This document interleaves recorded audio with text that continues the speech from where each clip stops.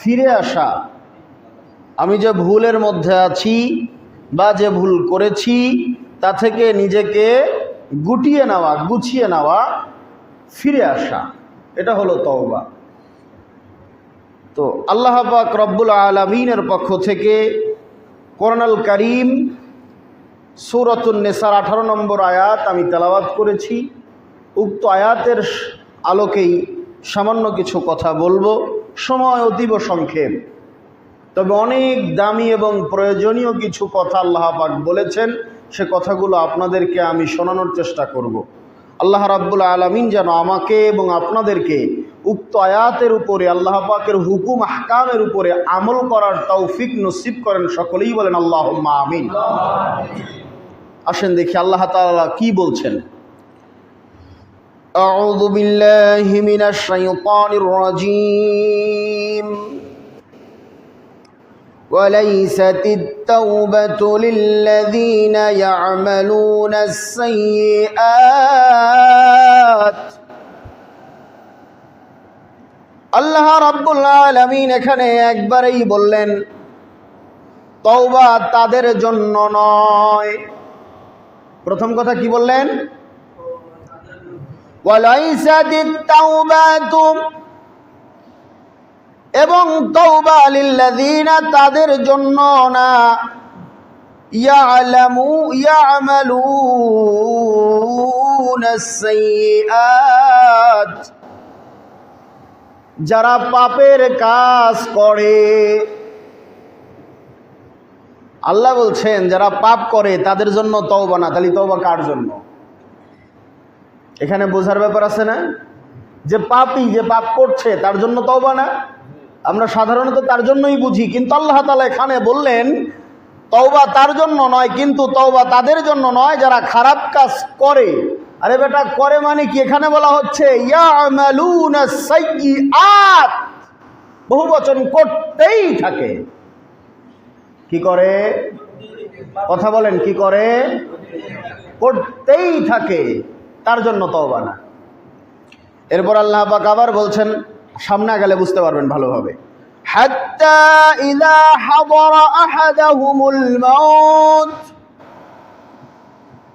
কিন্তু যখন তাদের মউত তাদের সন্নিকটে চলে আসে। কি সামনে চলে আসে?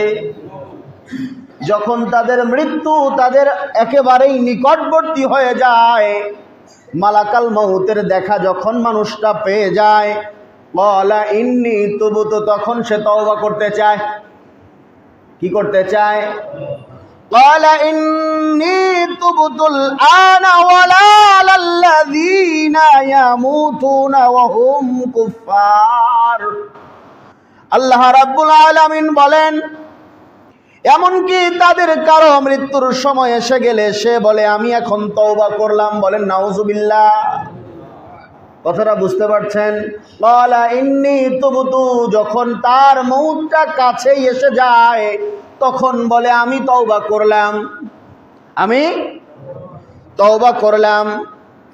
আল্লাহ রাব্বুল আলামিন বললেন অনুরূপভাবে তওবা তাদের জন্য নয় যারা মৃত্যুর সময় পর্যন্ত কাফের থাকে। কি বললেন?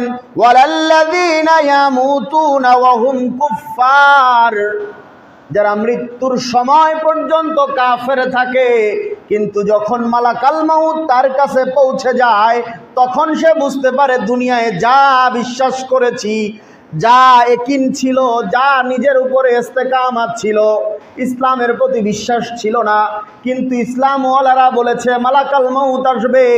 আজকে তো আমার মউতের সামনে, আমার সামনে তো মালাকাল মাউত ফেরেশতা হাজির, অতএব ইসলামই সত্য, আমি এখন তওবা করলাম। আল্লাহ রাব্বুল আলামিন বলেন না না না, তোমার জন্য তওবা না, কেননা মৃত্যুর ওই সময়ের আগ পর্যন্ত তোমার জন্য তওবার দরজা খোলা ছিল।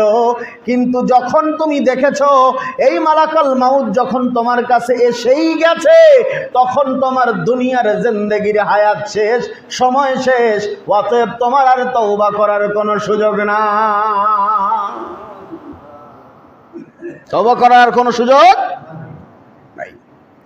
এরপর আল্লাহ রাব্বুল আলামিন বললেন উলাইকা আ'তাদনা লাহুম আযাবান আলীমা, এই এমন সব লোকদের জন্য আমি আল্লাহর নিকট এক যন্ত্রণাদায়ক শাস্তির ব্যবস্থা আছে। এমন সব লোকদের জন্য আমি আল্লাহর নিকট এক যন্ত্রণাদায়ক শাস্তির ব্যবস্থা আছে।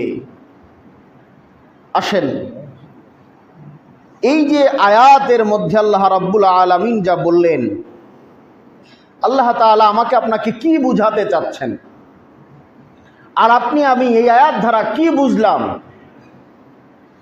বলেন? আমরা এই আয়াত দ্বারা কি বুঝলাম?